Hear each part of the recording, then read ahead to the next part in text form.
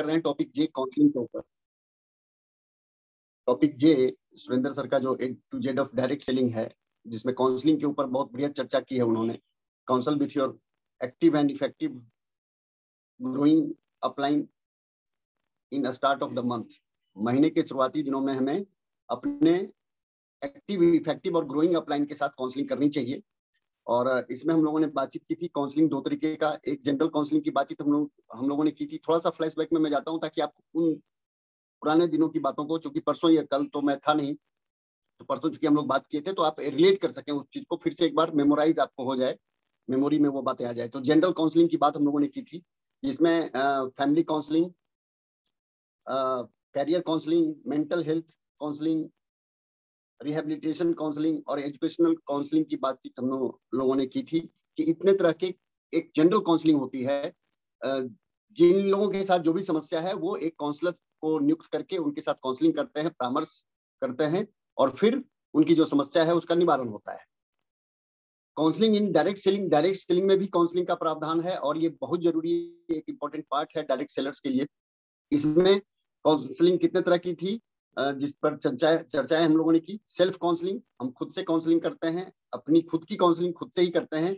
Group counselling एक होती है कि पूरे अपने ग्रुप के साथ हम बैठ करके काउंसलिंग करते हैं, परामर्श करते हैं किस ग्रुप में, माने किन लोगों के साथ किस तरह की दिक्कत है, उस पर चर्चाएं होती हैं। पिन अचीवर्स काउंसलिंग, जितने भी पिन अचीवर्स हैं, जब बड़ी टीम हो जाती है उसमें बहुत सारे पिन अचीवर्स जब आ जाते हैं तो हम उसके लिए विचार विमर्श करते हैं, काउंसलिंग करते हैं। डेप्थ काउंसलिंग बहुत इंपॉर्टेंट है। डेप्थ के लोगों को हम एक साथ बिठा करके और उस पर चर्चाएं करते हैं, वो आगे आएगा उसका पूरी डिटेल में। और फिर पर्सनल काउंसलिंग, पर्सनल काउंसलिंग का मतलब मैन टू मैन काउंसलिंग हम करते हैं। किसी के साथ कोई समस्या है, बिजनेस को लेकर के कोई उनके साथ दिक्कत आ रही है, चैलेंजेस आ रहे हैं, तो उसके साथ हम लोग काउंसलिंग करते हैं, उसको पर्सनल काउंसलिंग हम बोलते हैं। Why counselling, counselling is an opportunity, ये एक अवसर है, इस अवसर का फायदा बिल्कुल उठाना चाहिए। और काउंसलिंग क्यों जरूरी है इस पर हम लोगों ने जो बातचीत की थी, एक तो स्वर्गीय सतीश पंडित जी ने 7 सेंसिटिव डेज में काउंसलिंग का जिक्र किया था और बहुत बेहद विस्तार से उन्होंने इसके बारे में समझाया था। दूसरा कारण क्यों का है, अकॉर्डिंग टू 7 कार्डिनल रूल्स भी ये कहता है कि never apply any new idea without consent of the system और अपलाइन। तो बिना अपलाइन या सिस्टम के कंसेंट के आप कोई भी अपना दिमाग ना लगाएं, इसलिए भी काउंसलिंग जरूरी है। क्योंकि कई बार क्या होता है, जब हमारा बिजनेस बाहर जाता है, आउट ऑफ स्टेशन जाता है, तो हमें काउंसलिंग करनी पड़ती है अपने अपलाइन से कि सर हमारा बिजनेस वहाँ पर डेवलप कैसे होगा, मैं वहाँ जाना चाहता हूँ, हमारी टीम वहाँ गई है, वहाँ कुछ ज्वाइनिंग आ गई है। तो काउंसलिंग जब आप करेंगे तो अपलाइन आपको गाइड करेंगे कि वहाँ किन किन चीजों का ध्यान आपको रखना है, किस तरीके से आप बिजनेस उस नए स्टेशन पर बिल्ड कर सकते हैं। इसके बाद तीसरा जो पॉइंट था वो था एवरीवन नीड्स एन एडवाइजर। देखिए अब यहीं से मेरी बात आज की शुरू होती है। एवरीवन नीड्स एन एडवाइजर, हर व्यक्ति को एक सलाहकार चाहिए, एक परामर्शदाता चाहिए। अब ये दो तरीके के हैं साहब, एक तो बैड एडवाइजर होते हैं जो गलत एडवाइस कर देते हैं, गलत सलाह देते हैं, और दूसरे होते हैं गुड एडवाइजर, अच्छे सलाहकार। अब बैड एडवाइजर किस तरह के होते हैं, तो इतिहास गवाह है, आप में से बहुत सारे लोगों ने सुना होगा, देखा होगा, महाभारत जिन भी लोगों ने या रामायण जिन भी लोगों ने, या नहीं देखा होगा तो आपने सुना जरूर होगा कि दुर्योधन का जो एडवाइजर था ना, वो था शकुनी। ये शकुनी उनका सलाहकार था। हर गलत चीज किस तरीके से दुर्योधन को वो राजगद्दी मिले, इसके लिए शकुनी अलग अलग तरह की चालें चलता था और उसको एडवाइस करता था। अपने पिताजी से भी वो कहता था कि तुम इसकी जिद करो, तुम इसकी मांग करो, और दुर्योधन उनके सलाह पर चल करके पूरा अपना राज तो गवाया ही, जीवन भी गवा दिया। ठीक उसी तरह से ये महाभारत की बात थी। रामायण में भी जिक्र आता है कि केकई की सलाहकार कौन थी, मंथरा। जब राज्याभिषेक होना था श्री राम का, तो मंथरा ने सलाह दिया केकई को कि भाई अब तुम्हारा जो पुत्र है भरत, उसको राजगद्दी नहीं मिलेगी, तो तुम्हारा कुछ वचन है वो तुम राजा दशरथ से मांगो, और ये सही मौका है, तुम मांग लोगी तो राजा दशरथ भरत को राजगद्दी दे देंगे और तुम्हारी भी बात रह जाएगी। कहने का तात्पर्य क्या है, ये दोनों इतिहास है और इतना मतलब शानदार चीज है कि हम यहाँ से कुछ सीख सकते हैं। देखिए कहीं से भी सीखा जा सकता है, एक नाली में पड़ा हुआ इंसान भी कुछ ना कुछ सिखा जाता है अगर आप सीखना चाहें तो हमें ये समझना है कि हमारा एडवाइजर कौन है, हमारा सलाहकार कौन है, हमको परामर्श कौन दे रहा है। एक असफल व्यक्ति से अगर आप सलाह लेंगे, एक असफल व्यक्ति से अगर आप राय लेंगे, तो निश्चित रूप से वो आपको बहुत कुछ सफलता की तरफ नहीं ले जाएगा। तो आपको बहुत ही धैर्यपूर्वक, ध्यान से और सचेतन मन से आपको अपना सलाहकार चुनना है। और सलाहकार किस तरीके का होना चाहिए? जो एक्टिव, इफेक्टिव, ग्रोइंग। चूंकि हम डायरेक्ट सेलिंग की बात कर रहे हैं, आरसीएम की बात कर रहे हैं, तो हमारे सलाहकार कैसे होने चाहिए? एक्टिव, इफेक्टिव और ग्रोइंग अपलाइन की सलाह अगर हम लेंगे, तो निश्चित रूप से जिस तरीके से उनका बिजनेस बढ़ रहा है, जिस तरीके से उनका व्यवहार अपनी टीम के साथ, लोगों के साथ है, उस तरीके का व्यवहार हम भी करेंगे, हमारा भी बिजनेस बढ़ेगा, हमारी भी इनकम बढ़ेगी, हमारा भी लेवल वो आएगा जो उनके पास है। तो सलाहकार हमें बहुत सोच समझ के चुनना चाहिए। हर व्यक्ति को आप सलाहकार अगर बना लेंगे ना भाई साहब, तो आप कहीं के नहीं रहेंगे। दिक्कत डायरेक्ट सेलिंग में लोगों के साथ यही होती है, जिनका मत मिलता है आपस में, लोग उसी से सलाह लेते हैं। मैंने देखा है कई लोग असफल इस बिजनेस में सिर्फ इसलिए हो जाते हैं कि आप जब गलत लोगों के संगत में पड़ जाते हैं, गलत लोगों से सलाह लेना शुरू कर देते हैं, उनके साथ लंबी बैठकबाजी करना शुरू कर देते हैं, तो निगेटिविटी और गलत सलाह आपको मिलनी शुरू हो जाती है, और उसी दिन से आपका पतन शुरू हो जाता है इस बिजनेस में। इसलिए इस बात का विशेष ध्यान रखिए, क्योंकि देखिए कोई और ध्यान नहीं रखेगा साहब। सलाहकार आप नियुक्त कर रहे हैं, सलाह परामर्श आप ले रहे हैं उनसे, तो ये सोचना भी आप ही का। भाई आप एक गलत डॉक्टर के पास चले जाइएगा तो इलाज गलत ही करेगा ना। तो ये सोचना कि हम किस डॉक्टर के पास जाएं, ये आपका काम है। हाँ, अगर आपको आइडिया नहीं है तो आप कुछ लोगों से सलाह ले सकते हैं कि भाई वो डॉक्टर किस टाइप का है, वो अच्छा सलाह देगा कि नहीं, वो अच्छी दवा देगा कि नहीं, वो अच्छा ट्रीटमेंट करेगा कि नहीं। तो कुछ लोगों से आप ये पूछ करके उस डॉक्टर के पास ट्रीटमेंट करवाने जाएंगे तो निश्चित रूप से आप ठीक होके आएंगे। लेकिन अगर गलत लोगों से सलाह आपने ले ली, जिसको उस सेक्टर का, उस विभाग का कोई आइडिया नहीं है, तो आप बुरी तरीके से फेल होंगे। गुड एडवाइजर में भी देखिए, अभी जिक्र नींदू जी ने किया था कि अर्जुन के सलाहकार कौन थे? श्री कृष्ण थे। उन्होंने जब भी कोई बहुत, अगर अर्जुन कुछ अतिरेक में, अतिरेक का मतलब कुछ भावनात्मक तरीके से अगर बह भी जाते थे, तो श्री कृष्ण उनको रोकते थे, रुको, ये नहीं करना है। तो कृष्ण मजबूत थे, अर्जुन ने उनको अपने सलाहकार के रूप में लिया था, इसीलिए अर्जुन उस महाभारत में विजेता बन के निकले। समझने की जरूरत है हमें कि सलाहकार हमारा कैसा है, मजबूत है या नहीं, हम हमारी गलतियों को वो ठीक करता है कि नहीं, सुधारता है कि नहीं, उस पर वो ध्यान आकर्षित करवाता है कि नहीं, ये बहुत इंपॉर्टेंट चीज है। कई बार क्या होता है कि जब अपलाइन कोई सुधार करना चाहता है, भाई आपने मान तो लिया कि हमारे मेंटर ये होंगे, हमारे मार्गदर्शक ये होंगे, हमारे काउंसलर ये हैं, आपने मन में सोच तो लिया, लेकिन जब वो आपको सुधारने की बात बोलते हैं, जब आपसे आपके बेहतरी के लिए कुछ करने की बात करते हैं, तो फिर आप उनसे नाराजगी जाहिर करना शुरू कर देते हैं। तो ये एक गलत चीज है। भाई आप अगर उनको सलाह, या तो सलाहकार मानिए ही मत, फिर आप अपनी मर्जी से कीजिए। और इस नेटवर्क मार्केटिंग में बहुत सारे लोग अपनी मर्जी से ही चलता है, उनका कोई सलाहकार नहीं है। क्योंकि अपलाइन, भाई अपलाइन से सलाह लेने गए तो अपलाइन आपको एक्शन के लिए कुछ ना कुछ तो बताएगा, जो भी आप, जो आपके लिए अच्छा हो। और जो आपको बताया उसने और आप उसको फॉलो नहीं कर रहे हैं, या आपकी गलतियों को उसने दिखाया, समझाया, बताया, तो आपको लगा कि साहब हमारे अंदर तो अपलाइन कमियां खोज रहा है, आप उससे अपने आप को अलग जब कर लेते हैं, तो निश्चित रूप से आप रास्ता भटक जाते हैं। तो कहने का मतलब, गुड एडवाइजर आप लिखना चाहें तो लिख लीजिए। अर्जुन के श्री कृष्ण थे। स्वामी विवेकानंद एक युवा, नरेंद्र, युवा अवस्था में उनका नाम नरेंद्र था, बाद में वो स्वामी विवेकानंद कहलाए। लेकिन उनके सलाहकार रामकृष्ण परमहंस थे, जो अच्छी सलाह उनको देते थे। तो अच्छे सलाहकार की वजह से वो नरेंद्र स्वामी विवेकानंद बन गया। ये अच्छे सलाहकार की वजह से हुआ, अच्छे मार्गदर्शक की वजह से हुआ, अच्छे मेंटर की वजह से हुआ। क्योंकि बंगाल में उन दिनों बहुत सारे लोग थे, सिर्फ रामकृष्ण परमहंस नहीं, बहुत सारे लोग थे। लेकिन रामकृष्ण परमहंस को नरेंद्र में कुछ दिखा, और जब उनको अपना शिष्य उन्होंने बना लिया, मान लिया, उस दिन से नरेंद्र का रूपांतरण शुरू हो गया। तो इस चीज को समझना है। सचिन तेंदुलकर, आज सचिन तेंदुलकर इसलिए हैं कि उनके भी एक सलाहकार थे, रामचंद्र आचार्य। उनकी सलाह पर वो क्रिकेट खेलते थे। कम, मतलब 10th क्लास का पढ़ा हुआ एक स्टूडेंट अगर आज तेंदुलकर और पूरे विश्व का जो क्रिकेट सम्राट कहा जाता है, उनके भी सलाहकार हुए। तो अच्छे सलाहकार के संपर्क में जब आप रहेंगे, अच्छे सलाहकार से जब आप परामर्श करेंगे, तो निश्चित रूप से आप सफल होंगे, इसमें कहीं कोई दो राय नहीं। अब आते हैं इसी में आगे, क्यों पर भी हम चर्चा कर रहे हैं, क्यों काउंसलिंग जरूरी है। Helps you set goals. देखिए, काउंसलिंग जरूरी इसलिए है कि आपको गोल सेट करने में काउंसलिंग मदद करता है।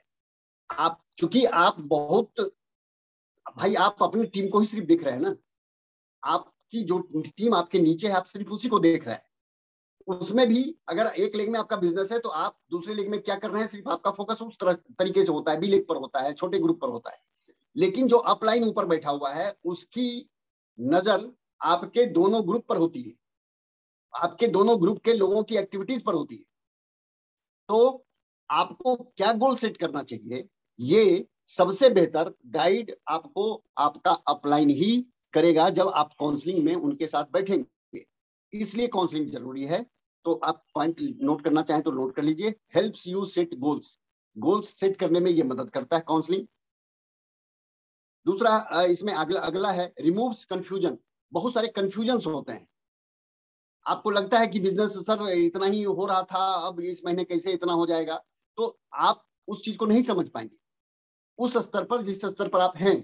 लेकिन आपका अपलाइन चूंकि बड़े बड़े बिजनेस को देख रहा है, हर ग्रुप को वॉच कर रहा है बहुत नजदीक से, तो जो भी कंफ्यूजन आपके, जो भी शंकाएं, जो भी दुविधाएं आपके समक्ष आती हैं, काउंसलिंग में आप खुल करके अपने दिल की बात जब अपलाइन के बीच में रखेंगे, अपलाइन के सामने रखेंगे, तो वो आपके कंफ्यूजन को दूर करेंगे।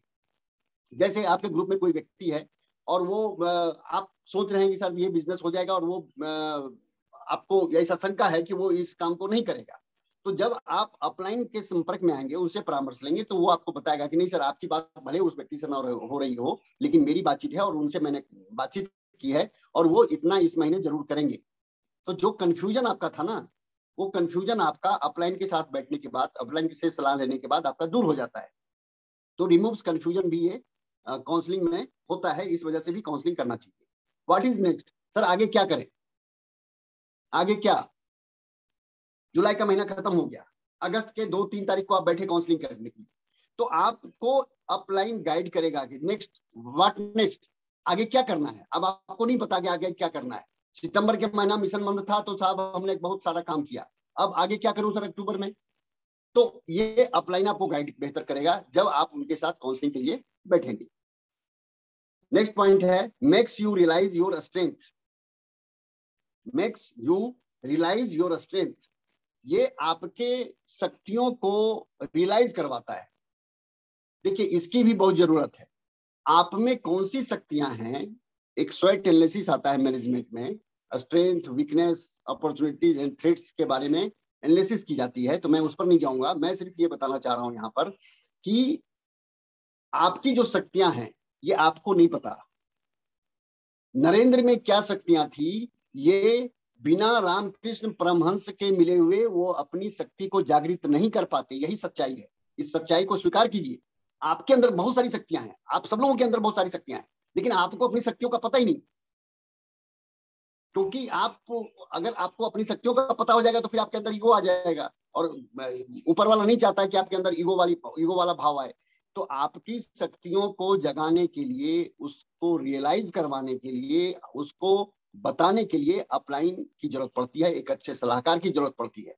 और सिर्फ डायरेक्ट सेलिंग की बात अगर मैं थोड़ी सी बात करूं आध्यात्मिक तरीके से, तो जामवंत एक कैरेक्टर हुए हैं रामायण में। जब समुद्र पार करके लंका प्रवेश करके हनुमान जी को सीता की खोज करनी थी, क्यों करनी थी, समुद्र पार क्यों करना था, क्यों, क्योंकि श्री राम ने जो अलग अलग चारों दिशाओं में जो बानरी सेना को भेजा था उन्होंने, तो दक्षिण दिशा की तरफ हनुमान को चार्ज दिया कि दक्षिण में तुम जाओ, और दक्षिण में था समुद्र। अब समुद्र के किनारे बैठ गए कि मैं अब तो कुछ कर ही नहीं सकता था, कैसे जाऊंगा, इतना लंबा चौड़ा समुद्र, 100 योजन का समुद्र है, मैं जाऊंगा कैसे। तो चुपचाप श्री राम राम राम राम राम राम अपना करने लगे। जामवंत जी आए, देखे कि ये तो पागल आदमी है, ये बैठ करके माला जप रहा है, इसको तो जाके के पता करना है, सीता का खोज करना है कि सीता उधर है या नहीं है। तो बातचीत हुई दोनों में, जामवंत और हनुमान में। तो हनुमान को जगाने का काम, उनकी शक्तियों को रियलाइज करवाने का काम जामवंत ने किया। हनुमान जी को याद दिलाया कि तुम अंजनी पुत्र हो, तुम सूर्य के पुत्र हो। तो इस तरीके से जब उनको अपनी शक्तियों का आभास हुआ, फिर वो जय श्री राम का करके उड़ चले। फिर बहुत सारी बाधाएं आई, उसको भी निपटाते चले गए। कहने का तात्पर्य क्या है कि आपकी शक्तियों को रियलाइज अप्लाई नहीं करवाएगा भाई साहब, आपको अपनी शक्तियों का आता पता नहीं है। इसलिए एक अच्छे सलाहकार की जरूरत वहां पर भी होती है कि हमारी शक्तियां कोई बताए। आप रिटेलिंग में अच्छा हैं, आप काउंसलिंग बहुत अच्छी कर सकते हैं अपने डाउनलाइन के साथ, आप ज्वाइनिंग बहुत अच्छी करवा सकते हैं, आप प्रोस्पेक्टिंग बहुत अच्छा कर सकते हैं, आप प्रोडक्ट के बारे में बहुत अच्छी जानकारी दे सकते हैं। आपके अंदर कौन सी शक्तियां हैं ये कैसे पता चलेगा? ये पता चलेगा आपके नजदीकी इफेक्टिव ग्रोइंग अपलाइन के माध्यम से। इसलिए उनकी सलाह जरूरी है, काउंसलिंग इसलिए जरूरी है कि आपकी शक्तियों का पता आपको चले। इसके बाद है next, a soldier to cry on. देखिए बहुत इंपॉर्टेंट पॉइंट है ये। ए सोल्जर, सोल्जर का मतलब कंधे से है, सोल्जर का मतलब आप सैनिक मतलब समझ लीजिएगा। A soldier to cry on मतलब ऐसा कंधा जिस पर सर रखकर रो सके। कई बार देखिए इस बिजनेस में बहुत सारी चीजें आपके साथ होंगी, हमारे साथ भी हुई है। ये बिजनेस आपको हंसाएगा भी उतना ही, रुलाएगा भी उतना ही, विचलित भी करेगा, आपको तड़पाएगा भी। हर तरीके से वो आप ये सिस्टम आपको चेक करेगा, हर तरीके से। बिजनेस आप जी तोड़ कीजिएगा, स्लैब मिस हो सकता है, स्लैब आप अपना स्लैब पकड़ना चाह रहे हैं, स्लैब नीचे वाला पकड़ सकता है, पैसे की बहुत जरूरत है, उस समय पैसा आपके पास नहीं आएगा। बहुत माने आपको तोड़ने का जितना प्रयास हो सकता है वो सारा किया जा सकता है ऊपर वाले के द्वारा। और ऐसी स्थिति में आपको क्या करना है? एक ऐसा कंधा चाहिए जिस पर सर रख करके आप रो सकें। वो कौन कंधा होगा? वो कंधा होगा आपके अपलाइन का। डाउनलाइन के कंधे पर तो सर रख के नहीं रो सकते थे साहब, सर स्लैब छूट गया। डाउनलाइन से आप कहिएगा तो बोलेगा यार ये हमको क्या हौसला देगा, ये खुद ही हौसला अपना खो दे रहा है। तो कहने का तात्पर्य है, इस चीज को समझिए। भावनात्मक बातें कुछ होती हैं और डायरेक्ट सेलिंग में जो बिजनेस है, मैं आज ट्रेनिंग में इस टॉपिक को लूंगा, भावना को लेकर के। तो खैर वो ट्रेनिंग में मैं लूंगा। मैं बात ये कर रहा हूँ आपसे कि काउंसलिंग इसलिए भी जरूरी है। जब आप विचलित हो जाते हैं, जब आप अधीर हो जाते हैं, जब आप बहुत ज्यादा संवेदनशील रहते हुए बहुत सारी बाधाओं का जब आप सामना करते हैं और रोने का मन करता है, तो उस समय एक मजबूत कंधा चाहिए। और वो कंधा उस काउंसलर का होता है, जहां आप अपने दिल का गुबार, दिल की भावना जो भी है उनके सामने खुल करके आप रखते हैं। और फिर वो आपको तसल्ली देते हैं, आपका हौसला बढ़ाते हैं, आपको मोटिवेट करते हैं, आपको प्रेरित करते हैं, आपकी अंतः प्रेरणा में एक ऐसा आग जलाने का काम करते हैं जिससे आप प्रेरित होकर के फिर से काम करना शुरू कर दीजिए। तो ये सारा दायित्व, ये सारा काम अपलाइन का होता है। इसलिए आप काउंसलिंग को बहुत हल्के में लोग लेते हैं। काउंसलिंग को मतलब ऐसे ही बातचीत समझ लेते हैं कि काउंसलिंग का मतलब है बातचीत करना, कुछ इधर उधर की बात का हंसी मजाक चुटकुला जोक हो गया जी, हो गया काउंसलिंग, बस हो गया। ऐसा नहीं है। बहुत गंभीरता से काउंसलिंग की चीज को लीजिए। जो साइकोलॉजी, जैसे वो हम लोगों ने चर्चा की थी ना जनरल काउंसलिंग में, फैमिली काउंसलिंग, जहाँ डाइवोर्स वाली सिचुएशन आ जाती है, वहां पर जो काउंसलर होता है बैठा हुआ, जो पति की भी बात को बड़े धैर्य से सुनता है, पत्नी की बात को भी बड़े धैर्य से सुनता है, दोनों रोते हैं उसके सामने कि ऐसा मेरे साथ हो गया, ऐसा उन्होंने किया, ऐसा ये किया, इसलिए हमको तो अब चाहिए ही चाहिए। बड़े धैर्य से काउंसलर उनकी बात को सुनता है, फिर तसल्ली देता है, फिर उनके अंदर की छिपी हुई शक्तियों को वो जागृत करता है, उसको एहसास दिलवाता है। एक जामबंद के रूप में वो वहां पर काउंसलर खड़ा होता है और फिर उनको मोटिवेट करता है धीरे धीरे धीरे धीरे। तो ये एक बहुत इंपॉर्टेंट चीज है। नेक्स्ट पॉइंट है help you control your emotions. Help you control your emotions. कई बार हम भावनात्मक तरीके से बहुत, कई बार क्रोध आएगा, माने जो भावनाएं होती हैं, अलग अलग तरह की भावनाएं होती हैं। कभी श्रृंगार रस में आप डूबेंगे, कभी आप क्रोध की अग्नि में जलेंगे, कभी आप करुणा रस में डूबेंगे। तो अलग अलग तरह की भावनाएं आपके साथ होंगी और उन इमोशंस को कंट्रोल करने के लिए एक काउंसलर चाहिए। भावनात्मक तरीके से कई बार देखिए, इंसान है हम सब लोग, और समाज में रहते हैं, परिवार में रहते हैं, तो बहुत सारे इमोशंस, बहुत सारी भावनाएं उथल पुथल होती रहती हैं समय के हिसाब से। कभी परिवार वाला कुछ आपके साथ कर सकता है, कभी समाज वाला आपको कुछ कर सकता है, कभी आपकी टीम के कुछ लोग आपके साथ कर सकते हैं। तो ऐसी स्थिति में आपके इमोशंस को कंट्रोल करने के लिए, जैसे कई बार क्या होता है कि कोई मान लीजिए बहुत ही प्रिय कोई हमारा डाउनलाइन था, वो बेचारा मान लीजिए इस दुनिया से चला गया। अब आप इतने इमोशनल हैं, आप इतने भावनात्मक तरीके से डूब जाते हैं जब वहां पर, तो वहां से निकालने के लिए जरूरत है एक काउंसलर की। नहीं तो आप बस उसी के गम में डूबे रहेंगे कि साहब वो तो चला गया, अब तो मेरा बिजनेस चला गया, एक पीने चिबर था वो छोड़ के चला गया, अब तो हमारा बिजनेस खत्म हो गया। तो ये सारे इमोशंस को कौन कंट्रोल करवाए आपसे? आपके अंदर वो शक्ति, हमारे अंदर वो शक्ति नहीं है। एक अपलाइन होता है जो उन इमोशंस को कंट्रोल करने के लिए, नियंत्रित करने के लिए हमें बताता है कि भाई चलिए ऐसा हो गया ना, कोई बात नहीं, अब हमको तो करना है ना बिजनेस, अब हम इस तरीके से इस बिजनेस को आगे बढ़ा सकते हैं, हम लोग मिलकर के इस काम को करेंगे। तो इस तरह की बहुत सारी चीजें होती हैं इस बिजनेस में जहां पर कि हमें एक काउंसलर की जरूरत महसूस होती है, और इसीलिए काउंसलिंग जरूरी है। नेक्स्ट है works like Google map. Counselling क्या करता है? जिस तरह से गूगल मैप, हम कोई रास्ता नहीं समझ रहे हैं, जाते हैं तो आजकल आप देखिएगा कहीं भी ओला उबर किसी को भी आप टैक्सी में बैठिए तो गूगल मैप से संचालित होता है। दिल्ली वगैरह में आपको आम देखने को मिलेगा, हालांकि बड़े शहरों में भी अब ओला उबर आ गया है। तो वहां पर क्या होता है, गूगल मैप के द्वारा ड्राइवर अपने गंतव्य डेस्टिनेशन तक वो पहुंचता है, पहले ही वो फिक्स कर देता है रूट कि साहब अभी गूगल मैप का लोकेशन ये है, हमको पहुंचना इस तक है, यहाँ तक है, तो किन किन रास्तों से होते हुए हम पहुंचेंगे जो शॉर्टकट भी हो और जो बिना ट्रैफिक के हमें उस गंतव्य तक पहुंचा दे। तो काउंसलिंग क्या है? वर्क्स लाइक गूगल मैप की तरह काम करता है काउंसलिंग। किन किन रास्तों से होते हुए आप रॉयल्टी और टेक्निकल तक पहुंचेंगे, ये काउंसलिंग में आपको समझ में आएगा। कहां से किस बिजनेस को उठाना है, किस व्यक्ति के साथ कौन सा तरीका अपना करके वहां से बिजनेस निकलवाना है, ये सब काउंसलिंग का पार्ट है। इसके बाद नेक्स्ट है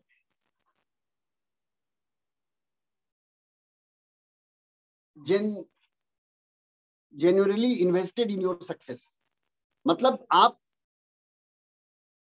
सफलता के लिए अपने आप को किस तरीके से समर्पित किए हुए हैं, इसके बारे में आपको काउंसलर बेहतर तरीके से गाइड करेगा। मतलब सफलता में कौन कौन सी चीज आपकी कमी है, आप इसको ऐसे समझ लीजिए कि आपने क्या लगाया हुआ है, आपका स्टेक पर क्या लगा हुआ है, और सफलता के लिए किन किन चीजों की जरूरत है, जो कमियां हैं उसके बारे में भी आपको आपके काउंसलर, आपके अपलाइन गाइड करते हैं। नेक्स्ट है need a living person to grow with. एक जीवंत व्यक्ति चाहिए जिसके साथ आप आगे बढ़ सकते। देखिए, आपको अगर यात्रा करनी है तो हम क्या कंफर्टेबल कब महसूस करते हैं कि एक शानदार व्यक्ति, एक हंसोड़ व्यक्ति, एक हंसने हंसाने वाला व्यक्ति हमारे साथ अगर रहे तो यात्रा का जो आनंद है ना वो बहुत पता ही नहीं चलेगा और हमारी यात्रा भी पूरी हो जाएगी। आपने अक्सर ऐसा महसूस किया होगा, ट्रेन में जब आप सफर कर रहे हो, बस में सफर कर रहे हो, कोई एक व्यक्ति मिल जाता है जो हंसाते खिलाते आपको कुछ चुटकुला सुनाते हुए, कुछ हंसी मजाक करते हुए, आपको पता भी नहीं चलेगा यात्रा का कि अरे कब पहुंच गए हम अपने डेस्टिनेशन पर। तो एक जीवित लिविंग पर्सन का मतलब क्या हुआ? एक जीवंत व्यक्ति तो चाहिए, एक जीवंत व्यक्ति चाहिए जो सफलता मतलब अपने साथ साथ हमें भी ग्रो करे, ग्रो करवाए। तो इसके लिए एक जरूरी है काउंसलर जो हमारे भी बिजनेस में मार्गदर्शन सही तरीके से करेगा, तो मेरा भी बिजनेस बढ़ेगा और उनका भी बढ़ेगा। तो उसकी एक जरूरत है, इस वजह से भी काउंसलिंग जरूरी है। देखिए, plays important role at each stage. हर स्तर पर काउंसलिंग का एक बहुत बड़ा रोल है। न्यू कमर, कोई नया व्यक्ति आता है तो वहां पर किस तरीके से काउंसलिंग करनी है, उस पर बातचीत करनी होती है। तो वहां पर आप नए व्यक्ति के साथ काउंसलिंग कर सकते हैं या अपने अपलाइन से करवा सकते हैं कि सर ये नए व्यक्ति हैं, अभी इस महीने ही इनकी ज्वाइनिंग हुई है या पिछले महीने सर इनकी ज्वाइनिंग हुई है, और 5-7 लोगों के साथ आप लेकर के अपने अपलाइन के साथ या अपने साथ आप उनको बैठते हैं, उनको गाइड करते हैं, उनको आप उनके साथ काउंसलिंग करते हैं, उनकी पारिवारिक पृष्ठभूमि, उनकी शैक्षणिक पृष्ठभूमि, उनकी आर्थिक पृष्ठभूमि के बारे में जानते हैं, और फिर उस तरीके से उनसे आप काम करने के लिए उनको प्रेरित करते हैं। जो जिस तरीके का व्यक्ति है, जिसको जिस सेक्टर में इंटरेस्ट है, उसके हिसाब से, उनके इंटरेस्ट के हिसाब से उनसे हम काम लेने का प्रयास करते हैं। तो न्यू कमर के साथ एक काउंसलिंग बहुत जरूरी होती है। मिड लेवल पर भी, मिड लेवल का मतलब वो व्यक्ति इस सिस्टम में 6 महीने, 8 महीने, 10 महीने समय दे चुका है, तो 200-400 लोगों की टीम बनाने वालों के साथ आपको काउंसलिंग करनी पड़ेगी। मिड लेवल का मतलब वही हुआ कि 200-400 की टीम उस व्यक्ति ने बना ली। अब ऐसे आपके टीम में बहुत सारे लोग होंगे जिनका बी ग्रुप में कुछ इस तरह के लोग होंगे, उनके साथ मिड लेवल पर आप काउंसलिंग कर सकते हैं। और फिर सीनियर लेवल पर भी काउंसलिंग होती है। अपनी गलतियां नजर नहीं आती। सीनियर लेवल पर जब आप पहुंचते हैं, जब आप रॉयल्टी पर पहुंच जाते हैं, आप स्टार पहुंच जाते हैं, तो आपको अपनी गलतियों का एहसास नहीं होता। वहां पर आपको काउंसलिंग लेनी पड़ेगी, काउंसलिंग करनी पड़ेगी अपलाइन से। क्योंकि जब आप सीनियर लेवल पर पहुंच जाते हैं ना, रॉयल्टी के लेवल पर पहुंच गए, तो आपको पता ही नहीं चलेगा कि हम गलती, रॉयल्टी तो एक ही बार हो गए, अगर गलती करते तो थोड़े बनते। समझ में वहां पर ये बात आती है। लेकिन अपलाइन को सारा कुछ पता है कि आप कहाँ गलती कर रहे हैं, कौन कौन सी गलती आप करने वाले हैं, और उन गलतियों को पहले ही वो बता करके आपके काम को और आसान कर देता है। तो ये मेरी बातचीत थी क्यों के ऊपर। मैं उसमें नहीं घुसूंगा क्योंकि फिर वो लंबा चैप्टर हो जाएगा। सेल्फ काउंसलिंग के ऊपर भी इसमें कुछ कुछ पॉइंट्स है, तो इसकी चर्चा हम लोग कल फिर करेंगे। थोड़ा जो है ना, वो जितना डाइजेस्ट हो सके उतना ही ज्ञान लेना चाहिए। ज्यादा ज्ञान एक ही दिन दे देने से बहुत कुछ नहीं होगा। तो आपको आज पता चला होगा कि काउंसलिंग कितना महत्वपूर्ण है, क्यों काउंसलिंग जरूरी है। तो बहुत सारे कारण है काउंसलिंग के, और काउंसलिंग को बहुत हल्के में मत लीजिए। हम लोगों के साथ दिक्कत यही है। और सुजीत सर का भी और सुरेंद्र सर का भी सबसे मजबूत पहलू जो है वो है काउंसलिंग। वो काउंसलिंग करते हैं, बहुत बारीकी से बिजनेस को ड्रॉ करते हैं, किस व्यक्ति के साथ कौन सी चैलेंजेज आ रहे हैं, किस ग्रुप में, किस प्लेस पर किस तरह के चैलेंजेज हैं, उस चैलेंजेज को पूरी तरीके से समझते हैं, सुनते हैं, और अपने अनुभव के आधार पर उसका रास्ता बताते हैं कि आपको ये करना चाहिए। मेरा अनुभव ये बता रहा है। वहां पर परामर्श होता है, वहां पर बकझक बहसबाजी नहीं होती। बहसबाजी और काउंसलिंग में अंतर है। वहां पर हम परामर्श करते हैं, आपके आपके कुछ कंफ्यूजन है जिसको कि दूर करता है अप्लाई। तो वहां पर आप रख सकते हैं कि साहब मेरे साथ सर ये ऐसी समस्या है, वो आपको कोई सुझाव दिया, तो आप बकझक नहीं, नहीं सर ऐसा नहीं, ऐसा किए थे सर, ऐसा हो गया सर। कई बार क्या होता है, आगे ये सब चीजें आएंगी आपके साथ सामने, डिस्कस होगा। कई बार हम जाते हैं अपलाइन से काउंसलिंग करवाने, अपनी काउंसलिंग अपलाइन हमारी कर दे, हम अपलाइन की काउंसलिंग करना शुरू कर देते हैं। साहब आपको तो सर ऐसा करना चाहिए, मेरे टीम में यहाँ एक व्यक्ति ज्वाइन करवा दीजिए, मेरे टीम में आप मीटिंग ले लीजिए। मतलब आप अपनी काउंसलिंग करवाने गए हैं कि अपलाइन की काउंसलिंग करने गए हैं। तो कई बार काउंसलिंग का लोग गलत तरीके से इस्तेमाल भी शुरू कर देते हैं। तो ये सारा चीज नहीं होना चाहिए। इस पर थोड़ा सा हम लोगों को ध्यान देना है। तो काउंसलिंग एक बहुत ही मजबूत पार्ट है इस बिजनेस का। बिल्कुल इसको नजरअंदाज मत कीजिए। दो ही, अगर आपकी छोटी टीम है, 5 ही लोग हैं, उनके साथ आप बैठिए, उनकी समस्या हम जो एक व्यक्ति ज्वाइन कर लिया, उनको क्या समस्या आ रही है, क्या पारिवारिक समस्या, आर्थिक समस्या, मतलब जो भी सामाजिक समस्या क्या उनके साथ है, वो हमको पता ही नहीं है। हम सिर्फ बिजनेस चाह रहे हैं कि हाँ जी बिजनेस दे दो, बस बिजनेस करो, बाकी आप तुम्हारे पास क्या, तुम्हारे साथ क्या हो रहा है हमको उससे मतलब नहीं है, कोई लेना देना नहीं है। तो एकदम से प्रोफेशनल जब आप बनेंगे ना, जब तक आप काउंसलिंग नहीं करेंगे, देखिए हर व्यक्ति क्या चाहता है कि हमारी बात सुनी जाए, हमारी बात मानी जाए, हमारे लोग फॉलोअर बने। फॉलोअर कब बनेंगे, जब आप उनके दर्द को, उनकी बात को, उनकी भावना को समझिएगा। तो एक अच्छा रिलेशन बिल्ड करने के लिए, रिलेशन की बात आती है ना, एक रिलेशन बिल्ड अच्छा कब होता है पता है, जब आप काउंसलिंग करते हैं। बिना काउंसलिंग के रिलेशन बिल्ड नहीं होगा, आप चाहे जितना मर्जी जोड़ लगा दीजिए। और आप में से बहुत सारे लोग बहुत लंबे समय से इस बिजनेस में कामयाब क्यों नहीं हो रहे हैं, क्योंकि काउंसलिंग नहीं कर रहे हैं अपने डाउनलाइन से। टेलीफोन पर बातचीत काउंसलिंग नहीं कहलाती है साहब। टेलीफोन पर बातचीत कर लिए, हो गई काउंसलिंग, वो बता दिया ये बिजनेस कर लो, इस महीने ये क्लोज कर लो, ऐसा हो जाएगा बिजनेस, वैसे हो जाएगा बिजनेस, इससे नहीं होता। आपको फेस टू फेस बैठना पड़ेगा, क्योंकि वहां पर फिजिकल अपीयरेंस जरूरी है काउंसलिंग में। हाँ, आप एक लेवल पर, बहुत बड़े लेवल पर पहुंच गए हैं, दोनों लोगों के साथ, दोनों माने सीनियर लोगों के साथ अगर दिक्कत है, चैलेंज है, तो वहां पर चूंकि आपकी मेच्योरिटी उस लेवल की हो जाती है, तो वहां पर आप टेलीफोनिक भी बातचीत करके उसको सुलझा सकते हैं। लेकिन निचले स्तर पर अगर आप सोचिएगा कि हम काउंसलिंग फोन पर कर लें, तो ये संभव नहीं है। ना ही आप सामने वाले के फेस एक्सप्रेशन को समझ पाएंगे, ना आपका फेस एक्सप्रेशन सामने वाला समझ पाएगा। इसलिए काउंसलिंग के ऊपर सबसे ज्यादा ध्यान देने की जरूरत है। ये बहुत बड़ा पार्ट है इस बिजनेस में सफलता के लिए। और हम में से मैक्सिमम लोग इसको नजरअंदाज करते हैं, मैन टू मैन बैठते ही नहीं है। मीटिंग तो बहुत सारी कर रहे हैं, ट्रेनिंग है बहुत सारी हो रही है, लेकिन काउंसलिंग जो चीज है वो नहीं हो पा रही। और काउंसलिंग में ही दर्द निकल के आएगा। भाई आज मीटिंग है, तो मेरी जो तैयारी, मैं जाकर के वहां बातचीत करूंगा। बनारस में मीटिंग हुई, हमारी जो तैयारी थी हमने बातचीत की। तो मीटिंग अलग चीज है, काउंसलिंग अलग चीज है, सेमिनार अलग चीज है। सब अलग अलग चीजें हैं, अलग अलग पार्ट है। ये सारे चीजों को हमें समझना पड़ेगा, गहराई से समझना पड़ेगा। तो ये मेरी छोटी सी बातचीत थी। प्रियांशु जी, ओवर टू यू नाउ। 25 हो गया है सर, 26। प्रियांशु जी।